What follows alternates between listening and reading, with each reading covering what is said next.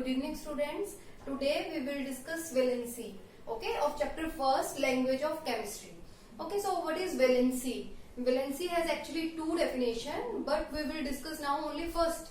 According to first definition, the number of hydrogen atoms that combine with one atom of the element to form a compound. Its first definition says that number of hydrogen atoms that combine with one atom of the element to form a compound, that is called valency.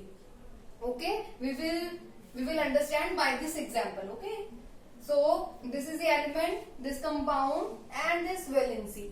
Okay, element, we take an element, one atom of the element, chlorine, here oxygen, and third is nitrogen. Okay, so number of hydrogen atoms that combine with what? With one atom of the element is called valency. Okay, so now tell me the compound which formed with the help of hydrogen and one atom of chlorine. That is, yes, HCl. Okay, that is HCl. So here next is with oxygen. Okay, H2O. Good. Remember one thing, only and only hydrogen attached with that element. Okay, so next is nitrogen. With the help of hydrogen, which compound can be formed? Yes, NH3. Okay, so chlorine. With chlorine, how many hydrogen is attached? 1. So valency is 1. Okay, in this example, how many hydrogen attached with oxygen? 2. So valency is 2. Similarly, how many hydrogen attached with nitrogen? 3. So valency is 3. Okay, now you got the definition. The number of hydrogen atoms that combine.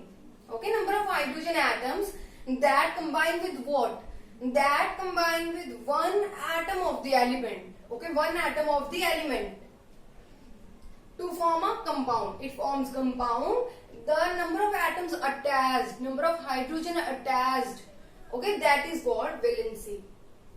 Got it now? This is the first definition of valency. Okay, now as far as valency is considered, okay, valency has two parts. One is number and second is charge. Okay, but this method, this first definition of valency only gives us the number.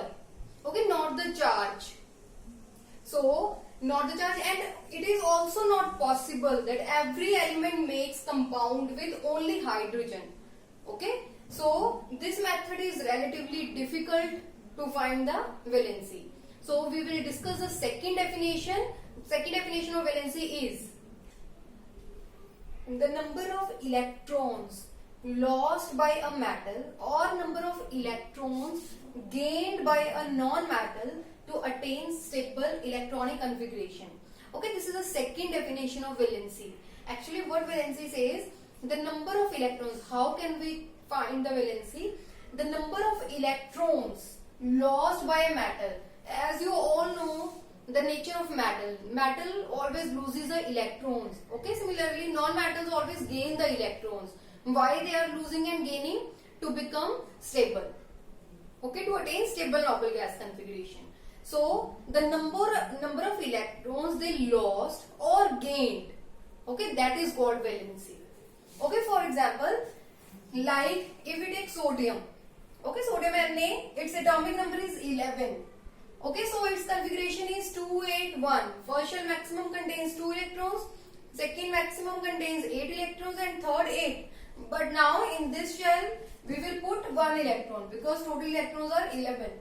Okay, so now what he does to become stable? What he does? He lose his electron. He loses its electron. Okay, so by losing its 1 electron, he gets what? 1 positive charge. Okay, 1 electron having which charge? Negative charge. Okay, so if somebody gives its negativity, somebody gives its negative electron, then it will become positive. Okay, that similarly, if any person gives his negativity, so he will become positive. Okay, similarly in this case of element also, if he loses its electron, it's a negatively charged particle, then it become positive. Okay, so how much charge? One electron it loses, so it become one positive charge. Similarly, magnesium electron, its electronic configuration is 282 because its atomic number is 12. Okay, so it has two extra electrons, so it loses its two electrons to become stable, and by losing its two electron it gets how much charge? 2 positive charge. Similarly for aluminium, okay, aluminium also, its electronic configuration is 283, okay, because its atomic number is 13, and it become 28 after losing 3 electrons. A has 3 positive. Okay, now in case of non-metals what they do? They gain electrons to become stable. Example, chlorine. Okay, chlorine, its atomic number is 17, so its configuration is 287. Okay, how it will become stable? By gaining 1 electron. So it gains 1 electron, it gains negative electron, so it will become negative. Okay, it gains 1 electron, so it will become 1 negative. Similarly, sulfur, its atomic number is 16, its configuration is 286. So how it will become stable? By gaining 2 electrons. By gaining 2 electrons, it gets 2 negative charge. And similarly, nitrogen, okay, it gets 3 negative charge by gaining 3 electrons.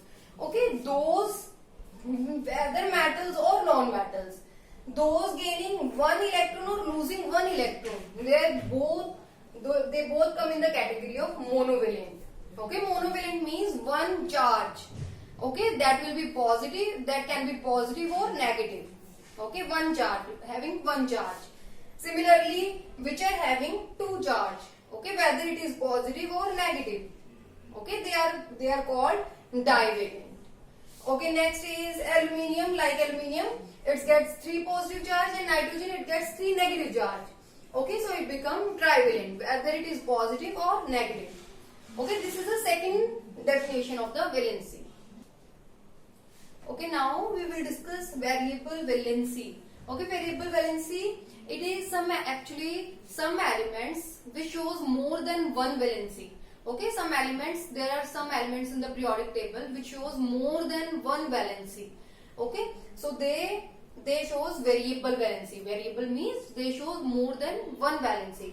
For example, like if we take copper, okay, copper always shows two types of valencies, by losing 1 electron and by losing 2 electrons. Okay, so by losing 1 electron, it is lower valency because it has only one charge, one positive charge, and it is having 2 charge, so it is called higher valency. So lower valency is called Urs. Okay, Urs, that means it is copper, so it becomes cuprous. Okay, so second, it has higher valency. In higher valency, its suffix is ic, so it becomes cupric. Okay, it has lower valency, so it becomes cuprous. It has higher valency, its higher valency is 2 positive, so its suffix is ic and it becomes cupric.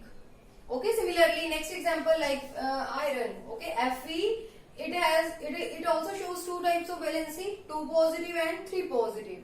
Okay, its lower valency is 2 positive and higher valency is 3 positive. Lower valency has suffix us and higher valency has suffix ic. So it becomes ferrous. Similarly, it has higher valency, it will become ferric. Okay, this is all about variable valency. Okay, now radical. Okay, radical is what? An atom or group of atom. An atom or group of atom that behaves like a single unit. An atom or a group of atom that behaves like a single unit and shows valency. Okay, this is called radical. Okay, its definition is looks like a little bit difficult, but Now by example, we will understand by this example. Okay, so this is OH negative. How? An atom or group of atom, okay, single atom which are having charge. An atom or group of atoms. There are two atoms which are having charge. So an atom or a group of atom that behaves like a single unit. This group of atom behaves like a single unit. Okay, we call it as hydroxyl ions, that is OH negative ions. Similarly, this is ammonium ion, NH4 positive ion, that behave, an atom or group of atoms that behaves like a single unit. An atom or a group of atoms that behaves like a single unit, which shows the valency. Okay, this group of atoms shows its one valency, positive valency. This group of atoms shows which behave like a single unit and shows its valency. Okay, this is an atom, single atom which shows its valency. This is called radical. Okay, radical is of two types. One is basic radical and second is acidic radical. Now first is basic radical. Basic radicals are those radicals in which the group of atom or an atom which carries positive charge. Those are called basic radicals. Basic radicals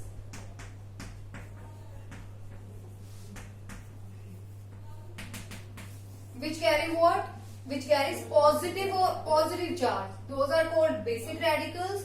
And acidic radicals, basic radicals, for example, K positive, Na positive, okay, NH4 positive. These all are basic radicals because they all carries positive charge. Similarly, acidic radicals,